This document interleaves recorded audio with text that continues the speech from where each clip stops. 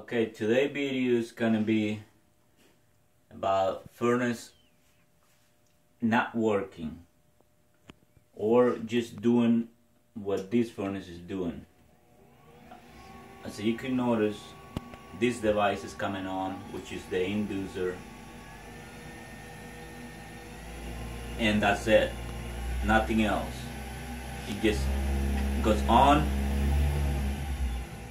shuts down, try it again. So the first thing you're gonna do is you're gonna look on this light over here.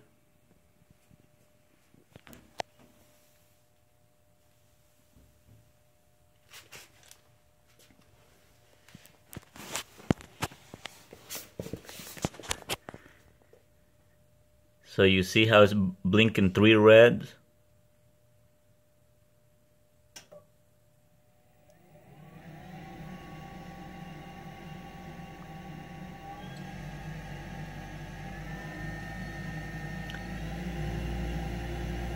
It's trying to start right now, but after it won't start, I'll give you the code again.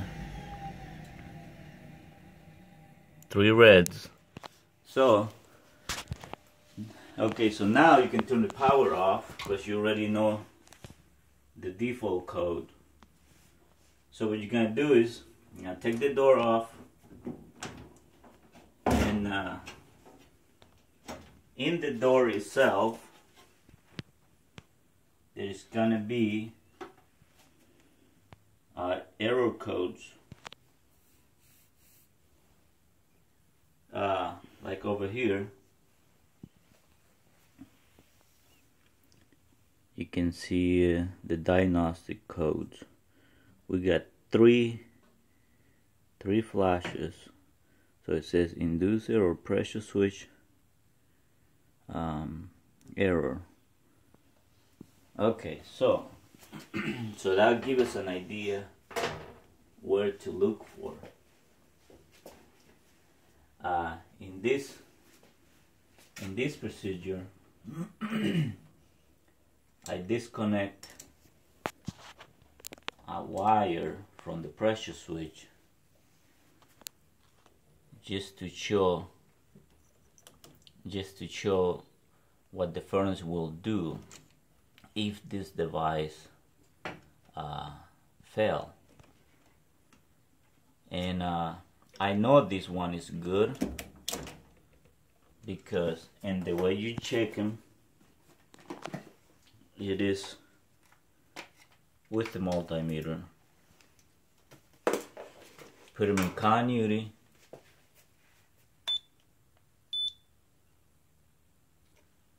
and you will double check with the lead. If it beeps, you are in the right. And the way you check them is, this device is supposed to be open right now, and there you go. She's open, so that's open, and the purpose is right now it is open, but when the furnace come on, it's supposed to close, so that way it will sense that it's draft in the system, so that way all the gases are venting out. So I'm gonna put this back again, and then that's how you will check the pressure switch. If the pressure switch is bad, sometimes they get stuck open or stuck closed. So you can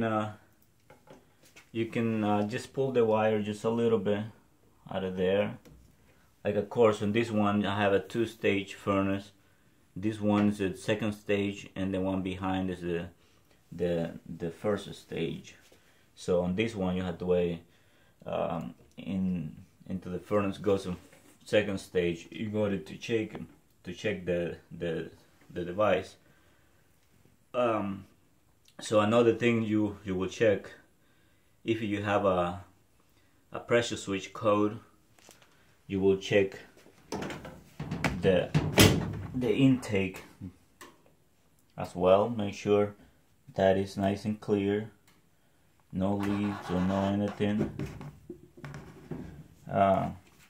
Another thing you will check, if all this is good, assuming that's good, this is good, and you're still getting a pressure switch code, you will check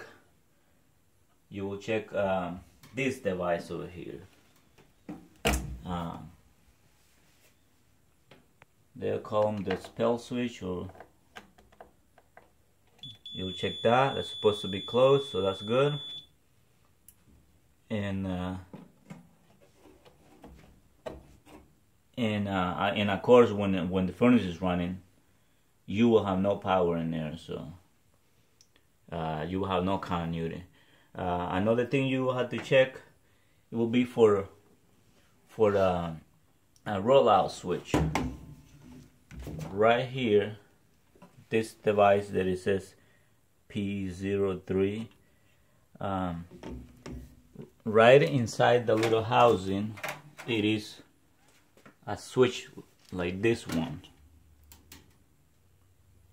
So sometimes this switch will go bad, or sometimes it will just trip.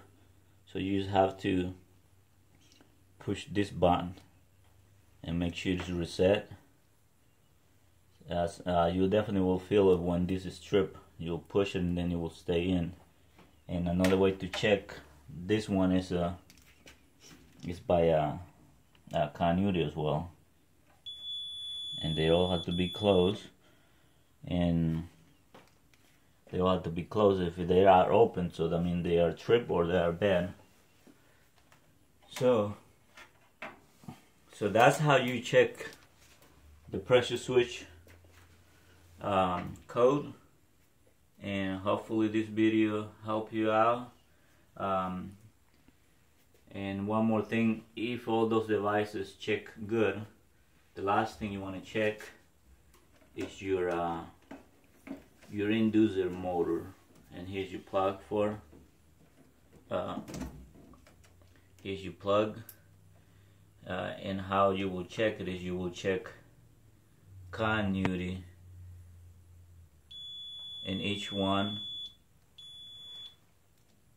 and of course you won't have continuity to ground, but each one of these legs it should have continuity.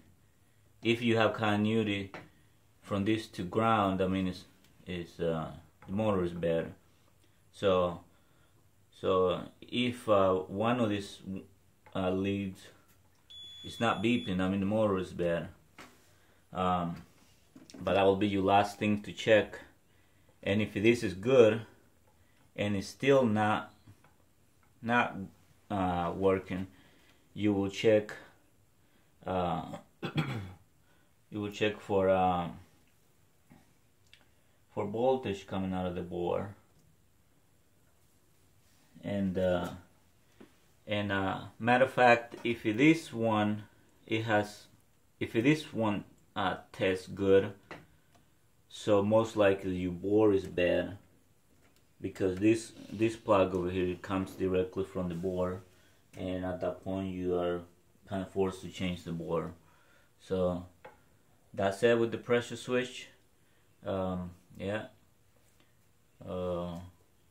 like I say, test those for continuity. If it beeps, it's good. When the system is running, if it doesn't beep when the system is off, I mean they are good. And another thing is, like I say before in my previous video,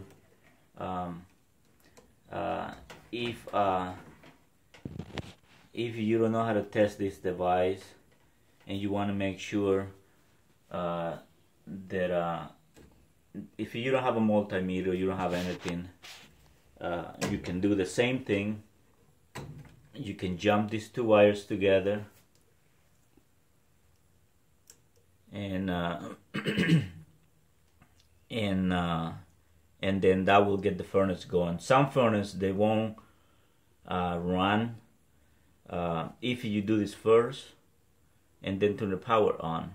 So what you got to do is you got to turn the power on and then let the motor start, and then you jump this thing on. Yeah, you just gotta make sure that this is not 120, so that way it'll be safe to work with it. In my case, this is 24 volt, so I don't have to worry about getting electrocuted with 24 volt. So that's it. So thanks for watching.